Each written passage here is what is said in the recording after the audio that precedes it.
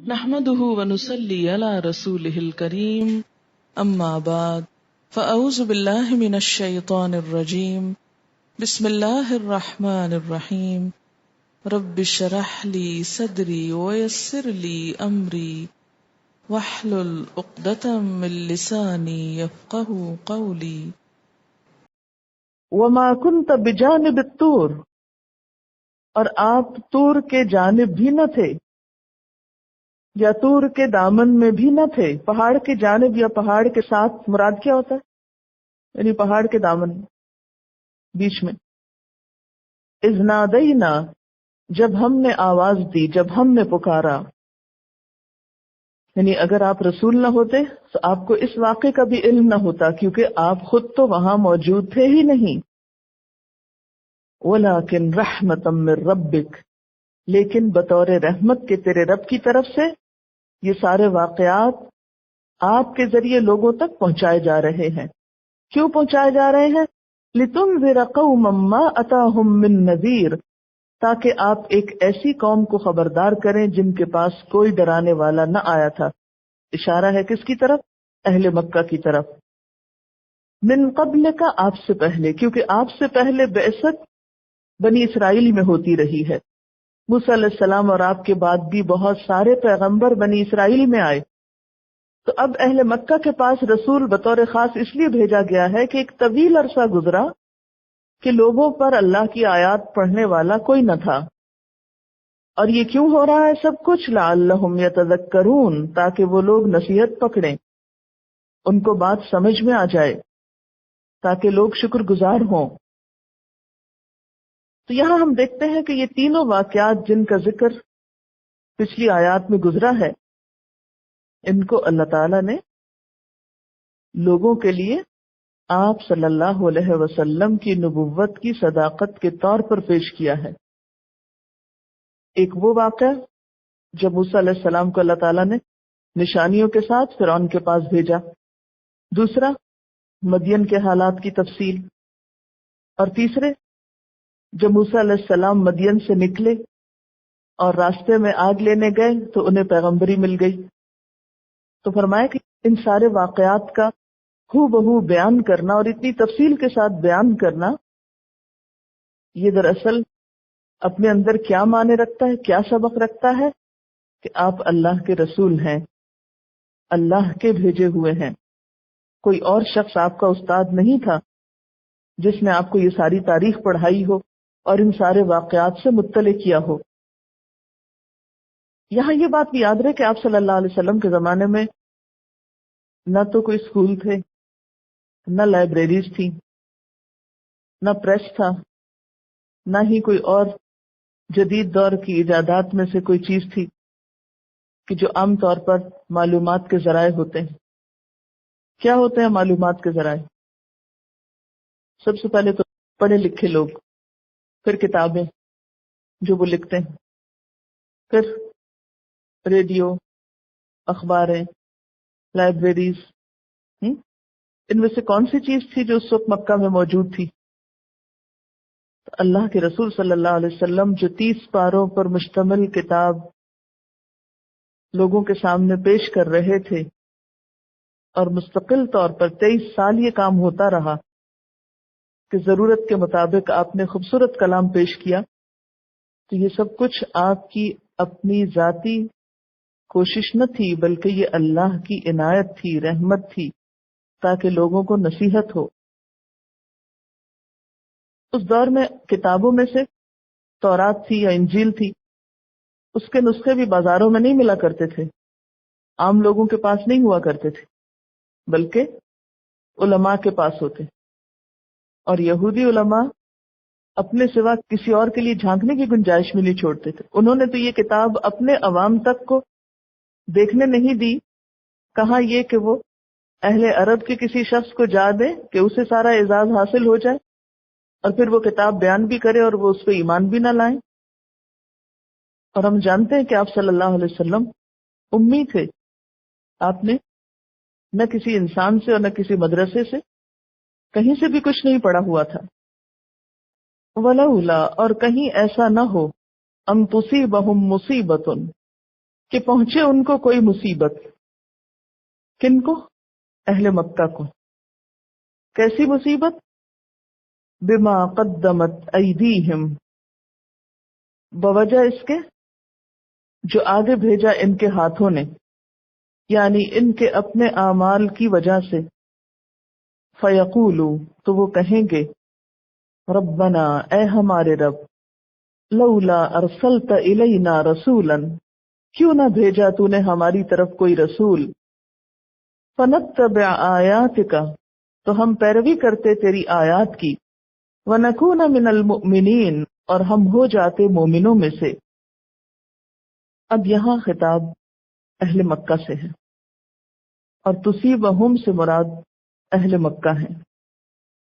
تو یہاں اہل مکہ کو یا قریش کو تنبیہ بھی کی جا رہی ہے، اور ایک طرح سے اللہ تعالیٰ کا احسان بھی یاد دلایا جا رہا ہے کہ اگر اللہ تعالیٰ تمہارے پاس کتاب نہ بھیجتا، رسول نہ بھیجتا، اور پھر تم کو پکڑ لیتا اور تمہیں عذاب دیتا، تو تم کیا کہتے کہ کاش ہمارے پاس بھی کوئی رسول آتا، ہم اس کی پیروی کرتے تو ہم بھی مومن ہوتے اور آج ہم پر یہ عذاب نہ آتا. لیکن اب کیا ہوا؟ فلما جاءہم الحق من عندنا، جب حق آ گیا اللہ کی طرف سے تو پھر طرح طرح کے بہانے کرنے لگے. اہل مکہ کا عذر ختم کرنے کے لیے اللہ تعالیٰ نے رسول بھیجا، کیونکہ پچھلے انبیاء کی تعلیمات طویل وقت گزر جانے کی وجہ سے ختم ہو چکی تھی. اسی لیے اللہ تعالیٰ نے بطور خاص قریش کی طرف ایک الگ رسول بھیجا، احسان کیا، جیسا کہ ایک اور جگہ پر بھی آتا ہے، لقد من اللہ علی المؤمنین اذ بعث فیہم رسولا من انفسہم. اللہ تعالیٰ نے اہل ایمان پر بڑا احسان کیا ہے جب ایک رسول ان کے اندر سے بھیجا. اور اگر رسول نہ بھیجتا تو بھی اللہ تعالیٰ نے انسان کو عقل سمجھ دی ہے، اس کو ہوش حواس دیے ہیں کہ وہ ان سے کام لے کر حق تک پہنچے. لیکن اللہ نے بندوں کو ایسی آزمائش میں نہیں ڈالا، بندوں کی سہولت کے لیے رسول بھیجے تاکہ وہ ان سے براہ راست رہنمائی لے اور سیدھے راستے پر چلیں. لیکن جب رسول آ گیا تو لوگوں نے اس احسان کا شکر ادا کرنے کی بجائے، اس کی بات قبول کرنے کی بجائے نہ ماننے کے اور بہانے تراشنے شروع کر دیے. یعنی ہم نے رسول کیوں بھیجا کہ کہیں ایسا نہ ہو کہ ان کی اپنی کمائی کی بدولت، یعنی بما قدمت ایدیہم، انہی کے کارناموں کی بدولت جب کوئی مصیبت ان پر آئے تو پھر کہیں کہ پروردگار تو نے رسول کیوں نہیں بھیجا کہ ہم تیری آیات کی پیروی کرتے اور اہل ایمان میں سے ہوتے. پھر اللہ تعالیٰ ان سے شکوہ کرتے ہیں کہ فلما جاءہم الحق من عندنا، جب حق، اور حق سے مراد یہاں رسول اور کتاب دونوں ہیں، اور عندنا یعنی اللہ تعالیٰ کی عظمت شان کا یہاں بیان ہے کہ یہ کتاب کوئی معمولی کتاب نہیں، اس عظیم رب کی طرف سے آئی ہے. حالانکہ اتنا کہہ دینا بھی کافی تھا بات سمجھانے کو کہ فلما جاءہم الحق قالوا، من عندنا نہ بھی ہوتا تو بات پوری تھی، لیکن من عندنا کی تخصیص کیوں ہے کہ لوگوں کو احساس رہے کہ یہ کتاب کسی عام شخص کی کتاب نہیں ہے، کوئی معمولی چیز نہیں، یہ اللہ کی طرف سے آیا ہوا کلام ہے اور اس کو ماننا ضروری ہے. کہ جب اللہ کی طرف سے حق آ گیا تو کیا کہنے لگے؟ لولا اوتی مثل ما اوتی موسیٰ، یہ پیغمبر وہ سب کچھ کیوں نہیں دیے گئے جو موسیٰ علیہ السلام دیے گئے تھے. موسیٰ علیہ السلام کیا دیے گئے تھے؟ معجزات، عصا، ید بیضاء اور دیگر نشانیاں. یعنی پہلے کیا کہتے کہ جیسے پچھلی امتوں کے پاس رسول آیا ایسے ہی ہمارے پاس بھی آنا چاہیے تھا. جب ان کے پاس ہے تو کہنے لگے اس رسول کو وہ کیوں نہیں دیا گیا جو موسیٰ علیہ السلام کو دیا گیا تھا. اچھا، یہ وہ کیوں کہتے تھے، یا یہ خیال ان کو کہاں سے آ گیا؟ جیسا کہ پہلے بھی آپ کو بتایا گیا ہے کہ یہ صورت اس دور میں نازل ہوئی جب اسلام کی تبلیغ صرف مکہ میں نہیں، مکہ سے باہر مدینہ تک اور اہل کتاب تک بھی جا چکی تھی، اور مخالفت صرف مکہ میں نہیں باہر بھی ہو رہی تھی. تو اہل کتاب اہل مکہ کو، قریش کو بھڑکایا کرتے تھے اور درپردہ مخالفت کیا کرتے تھے اور بہت سی باتیں سکھایا کرتے تھے، اور یہ ان سے جا کے مشورے بھی لیتے تھے، ان سے جا کے کراس چیکنگ کرتے کہ جو باتیں ہمیں پتہ چل رہی ہیں کیا یہ درست ہیں، رسول کیسے ہوا کرتے ہیں. تو وہ ان کو بتاتے کہ ہمارے رسول تو ایسے تھے کہ ان کے پاس ایک عصا تھا، ان کے پاس ید بیضا تھا، تو اگر تمہارے رسول کے پاس بھی یہ ہے تو واقعی سچا رسول ہے، اور اگر نہیں ہے تو وہ سچا رسول نہیں. تو ان کے بھڑکانے اور بہکانے پہ یہ آ کے آپ صلی اللہ علیہ وسلم سے بھی ایسے ہی مطالبے شروع کر دیتے. لولا اوتی مثل ما اوتی موسیٰ. اللہ تعالیٰ اس کا جواب کیا دیتے ہیں؟ اولم یکفروا بما اوتی موسیٰ من قبل. کیا ان لوگوں نے انکار نہیں کیا اس چیز کا جو موسیٰ علیہ السلام دیے گئے اس سے پہلے؟ یعنی جب موسیٰ علیہ السلام کو یہ معجزات دیے گئے تو نہ ماننے والے پھر بھی نہ مانے، انہوں نے پھر بھی کفر کیا. تو آج اگر محمد صلی اللہ علیہ وسلم کو بعین ہی وہی معجزات دیے جاتے جو موسیٰ علیہ السلام کو دیے گئے تھے، تو جن کو نہیں ماننا تھا وہ کوئی اور بہانہ کر لیتے. یعنی اگر ان کے مانگے ہوئے معجزات دکھا بھی دیے جاتے تو کیا فائدہ ہوتا؟ جن کو ایمان نہیں لانا تھا وہ نشانیاں دیکھنے کے باوجود بھی ایمان نہ لاتے، جیسے کہ پہلے ہوتا رہا ہے. کیا آل فرعون وہ معجزات دیکھ کر ایمان لے آئے تھے جو آج اپنے ایمان کے لیے یہ شرط پیش کر رہے ہیں؟ اور اگر وہ ایمان نہیں لائے تھے تو ان کو بھی معجزات فائدہ نہ دیتے. کیا وہ انہی کے بھائی بند نہ تھے، انہی جیسے انسان نہ تھے جنہوں نے معجزات کا انکار کیا تھا؟ اگر انہوں نے انکار کیا تھا تو یہ بھی کر دیتے. قالو، اور انہوں نے کیا کہا؟ سحران تظاہرا، دو جادو ہیں جو ایک دوسرے کے مددگار ہیں. سحران تسنیہ ہے کس کا؟ سحر کا. سحر ایک جادو اور سحران دو جادو. یہ دو جادو کیا ہیں؟ اس سے کیا مراد ہے؟ اس سے مراد قرآن اور تورات ہیں، کہ قرآن میں بھی وہی کچھ ہے جو تورات میں تھا. تو گویا یہ دونوں ایک دوسرے کے مددگار ہیں، کیونکہ قرآن تصدیق کرتا ہے نا پچھلی کتابوں کی. اور اسی طرح اگر قالو سے مراد آل فرعون لی جائے تو آل فرعون نے کیا کہا تھا کہ سحرانی، اور سحر سے مراد پھر ساحر ہوں گے، یعنی ہارون اور موسیٰ علیہ السلام، کہ یہ دونوں بھائی جادوگر بن کے آئے ہیں. سحران کا ایک معنی سحر اور دوسرا معنی ساحر لیا جائے گا. اس کی کیا دلیل ہے کہ دوسرا معنی ساحر لیا جائے؟ عربی زبان میں یہ اسلوب موجود ہے. مثلا کسی شخص کو اگر یہ کہنا ہو کہ وہ بہت ہی زیادہ عادل ہے تو اس کے لیے کیا لفظ استعمال کیا جاتا ہے؟ عدل. اللہ تعالیٰ کی صفت کیا ہے؟ العدل. اور عدل بمانا عادل، یعنی وہ تو سراپا عدل ہے. اگر قالو سے مراد اہل قریش ہوں کہ قریش نے کہا تو معنی پھر سحران کا کیا ہوگا؟ قرآن اور تورات. اور اگر قالو سے مراد آل فرعون ہو تو سحران سے مراد کیا ہوگا؟ موسیٰ علیہ السلام اور ہارون علیہ السلام، جو ایک دوسرے کے مددگار تھے. اصل میں یہ ساری باتیں غیر سنجیدہ ذہن کی ہیں. جو شخص کسی چیز کو پانے کے لیے سنجیدہ نہیں ہوتا، حق کا متلاشی نہیں ہوتا، وہ اس قسم کی بحثیں کرتا ہے. جس شخص کو بھوک لگی ہو، اگر کوئی سے ایک دفعہ اشارے سے بھی بتا دے کہ وہ فلاں جگہ کھانا رکھا ہے کھا لو، تو دوسری دفعہ نہیں پوچھے گا، وہ ڈھونڈ نکالے گا. اور جس کو بھوک نہ ہو اس کے سامنے بھی رکھ دیں تو اس میں سے 100 حجتیں کرے گا اور نخرے کرے گا اور کھائے گا نہیں. تو بالکل یہی ہے کہ ان کے اندر چونکہ ہدایت کی طلب نہیں تھی، اس لیے ایک بہانہ ختم ہونے کے بعد ایک دوسرا بہانہ کر دیتے تھے. پیچھے ہم پڑھ چکے ہیں نا کہ موسیٰ علیہ السلام اور ہارون علیہ السلام کے بارے میں انہوں نے کہا تھا کہ یہ بہت ماہر جادوگر ہیں اور انہوں نے ہمارے خلاف گٹھ جوڑ کر رکھا ہے.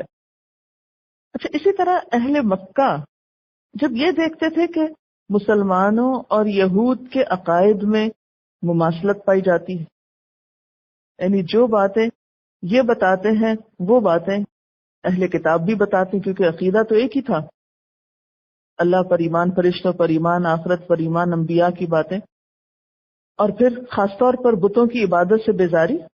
بنی اسرائیل کے ہاں بتوں کی پرستش نہیں تھی، وہ بھی آپ صلی اللہ علیہ وسلم کی آمد سے پہلے ان کو اس سے منع کیا کرتے تھے۔ تو اہل مکہ نے جب یہ دیکھا کہ جو باتیں ہمیں کل تک یہود کہتے تھے وہی باتیں آ کر محمد صلی اللہ علیہ وسلم ہم سے کر رہے ہیں، تو پھر انہوں نے کیا کہنا شروع کر دیا کہ یہ دو جادو ہیں، اور پھر یہاں جادو سے مراد موسیٰ علیہ السلام اور محمد صلی اللہ علیہ وسلم، یعنی موسیٰ علیہ السلام اپنے وقت میں جادوگر بن کے آئے اور محمد صلی اللہ علیہ وسلم آج کے دور میں آئے، یعنی کتابوں کی تعلیمات کی باہم مماثلت کی بنا پر دونوں انبیاء کے دین کو، کتابوں کو کیا قرار دیا گیا؟ جادو قرار دیا گیا۔ وقالو، اور انہوں نے کہا، کنہوں نے کہا؟ یہاں اہل مکہ نے کہا کیا؟ انا بکل کافرون، ہم تو ہر ایک کے انکاری ہیں، ہم تو کچھ بھی نہیں مانتے، نہ تورات مانتے ہیں اور نہ قرآن کو مانتے ہیں۔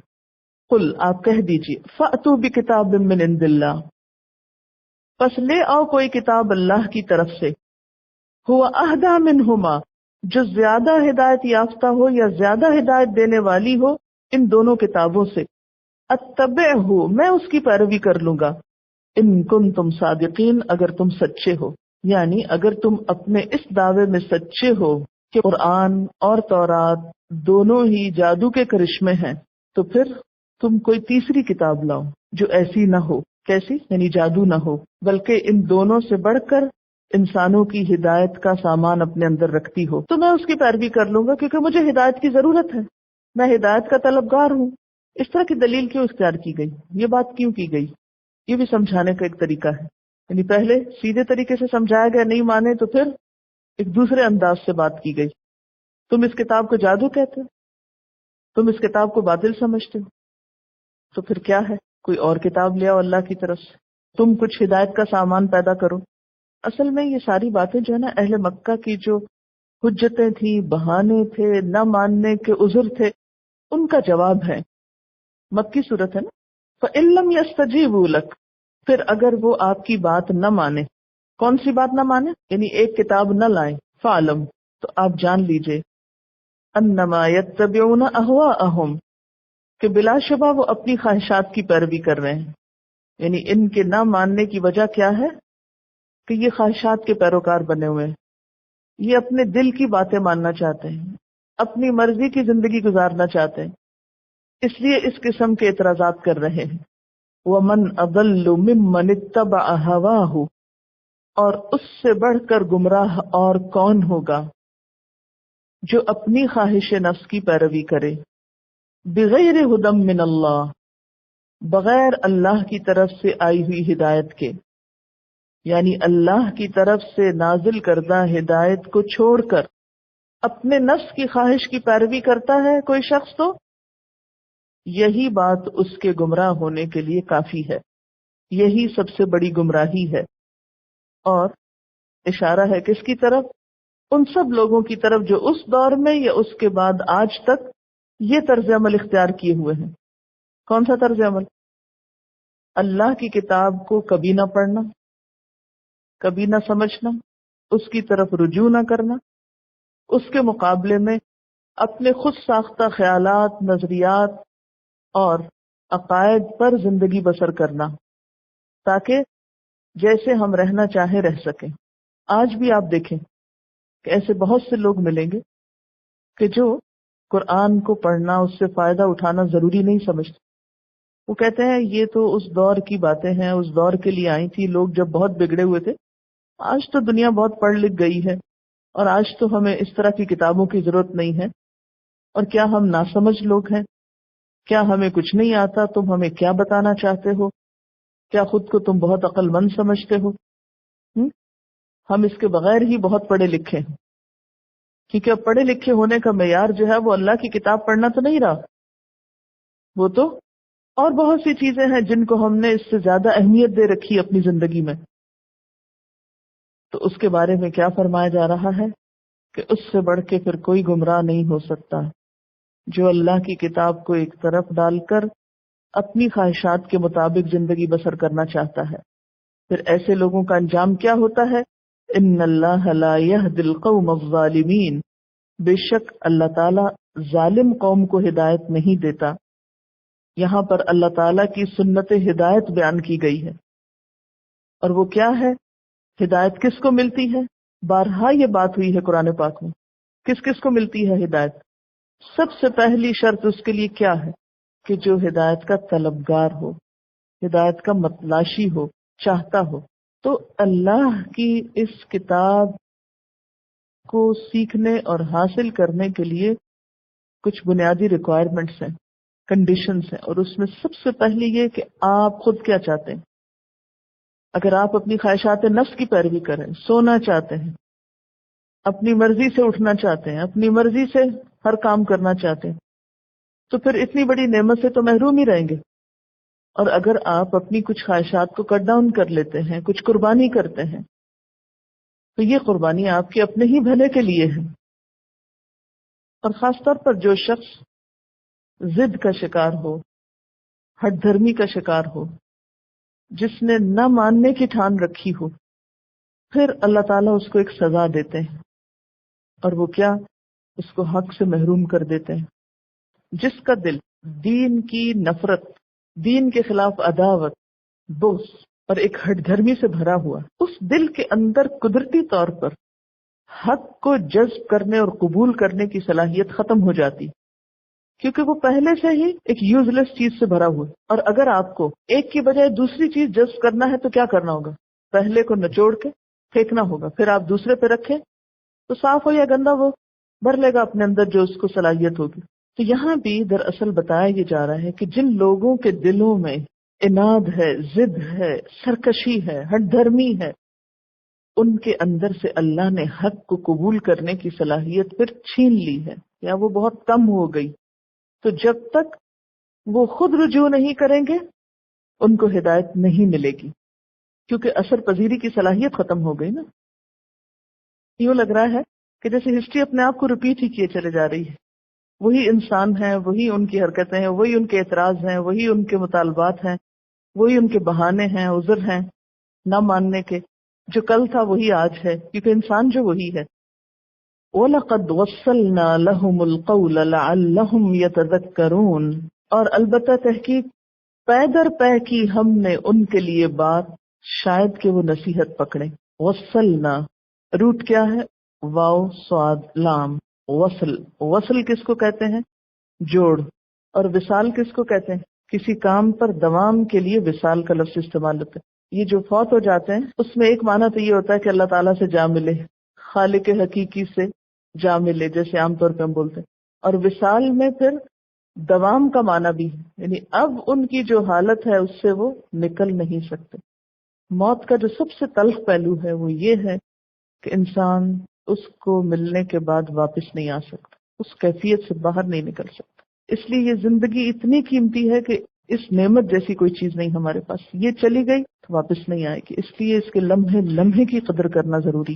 بہرحال وَلَقَدْ وَصَّلْنَا لَهُمُ الْقَوْلَ، ہم نے پے در پے، جوڑ جوڑ کے، یعنی انقطاع نہیں ہونے دیا، ایک کے بعد ایک رسول بھیجا۔ پیچھے آتا نا قفینا، پے در پے بھیجے ہم نے، یعنی ایک رسول کے بعد دوسرا رسول، ایک کتاب کے بعد دوسری کتاب، اور اس طرح مسلسل اور لگاتار ہم لوگوں کی ہدایت کا سامان کرتے رہے، لوگوں تک اپنی بات پہنچاتے رہے، لوگوں کی ہدایت کا انتظام ہوتا رہا۔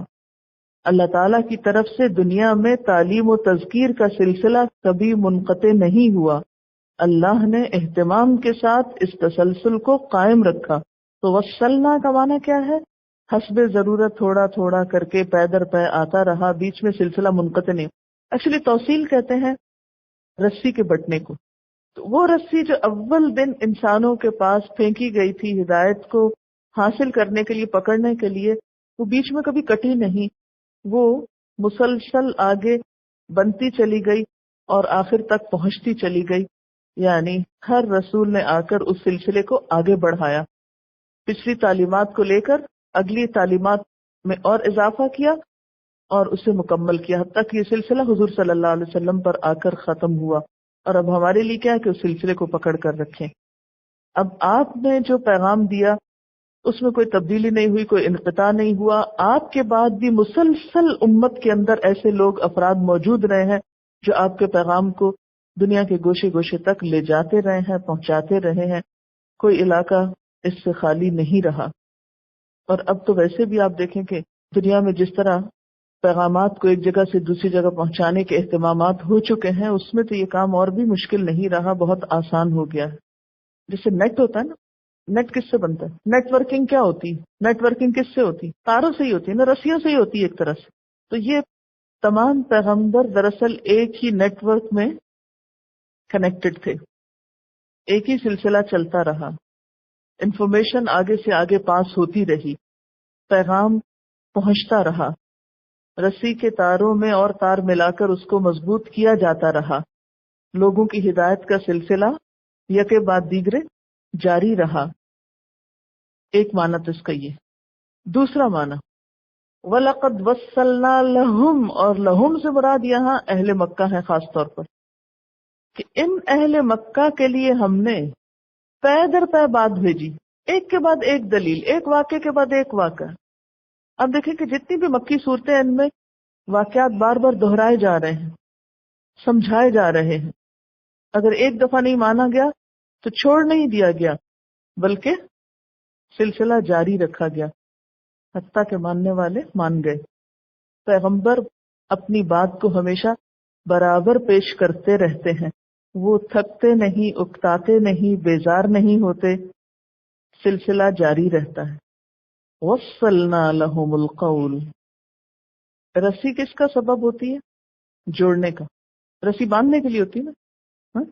تو وصل بھی باندھنے کو، یعنی ایک سلسلہ بندھا رہا ہدایت کا.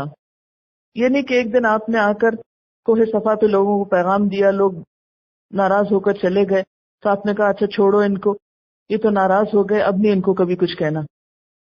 ہم کیا کرتے ہیں؟ یہی کرتے ہیں نا جو بھی میں نے بولا.